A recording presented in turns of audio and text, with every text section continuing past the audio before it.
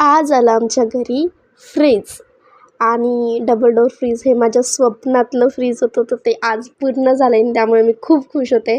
पण राडा तो एवढा ना मला इकडं करावं लागलं, कारण की जिथं फ्रीज ठेवायचं होतं ना तिथं देवघर होतं आणि देवघर मला पुढं ठेवायचं होतं, म्हणून मी माझे कपाटं तिकडून इकडं केले आणि थोडीफार आणि खुशीच्या मारे तर माझ्या अंगामध्ये एवढं बळ आलं होतं ना, तर मी एकटीनंच फ्रीज हे केलं आणि शंभूचे पप्पा झोपलेले होते म्हणून एवढा राग आला ना.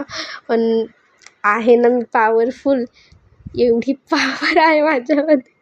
मला खूप हसू येतं आहे, मला आश्चर्य येतं मी कसं काय इकडं केलं आहे कपाटं. आणि ही जागा जी दिसते का, तिथे मला देवघर ठेवायचं आहे माझं. आणि नंतर फ्रीज वगैरे आलं होतं, नंतर मी त्याची पूजा केली आणि असा गेला माझा आजचा दिवस. पण तुम्ही मला सपोर्ट करतच नाही, प्लीज सबस्क्राईब करा. Bye bye.